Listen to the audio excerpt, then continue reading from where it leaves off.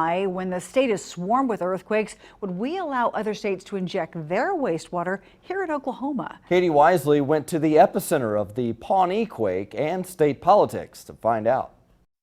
This farm is a second home for Mona Stieber. She says she's felt the rumbles for years, but nothing compared to what she felt 2 weeks ago. I thought, well, something's underneath the house. It started at one end and it went to the other, and then it sounded like it was in the attic. But it was an earthquake.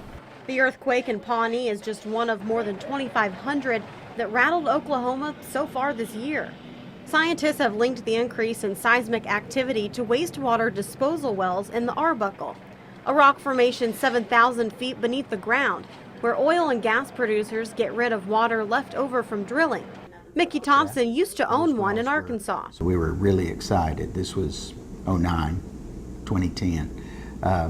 And then the earthquake started.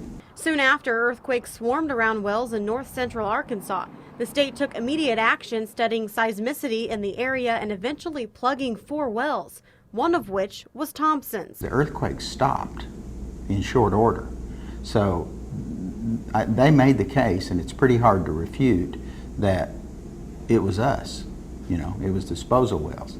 For years, Arkansas sent hundreds of thousands of barrels of wastewater to Oklahoma to be injected into wells here.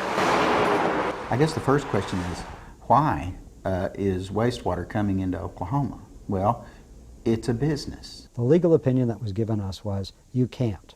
It's interstate commerce. It is protected under the Federal Interstate Commerce Act. You have to allow it. Oklahoma Corporation Commission spokesperson Matt Skinner says it's difficult to know exactly how much wastewater is trucked in from states like Ohio, Kansas, Colorado, and Texas. We were very concerned about the number of trucks coming in. There was no way we could keep track of them. Two Works for You investigators learned Oklahoma well owners made money injecting more than 2 million barrels of wastewater from other states last year. That's more than 101 million gallons trucked across state lines.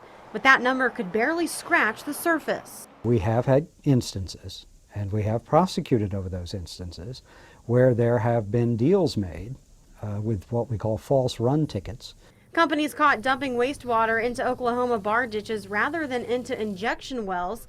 Skinner says year after year the federal government fails to follow through on promises to mandate GPS tracking on trucks carrying hazardous materials. For us, the less trucking, the better. Because once it goes on a truck, it becomes very difficult to track it. Wastewater continues to pour across state lines as Oklahoma studies the earth beneath Mona Stieber's farm. Like many Oklahomans, she waits and wonders. There must be a solution to that and still be able to get our oil. Katie Wisely, Two Works for You. Now, according to the state of Oklahoma, there are currently 4,200 disposal wells in the state. About a quarter of them are in the Arbuckle Formation. So far, the state has partially plugged 227 wells, reduced volume in 14, and no wells have been completely plugged.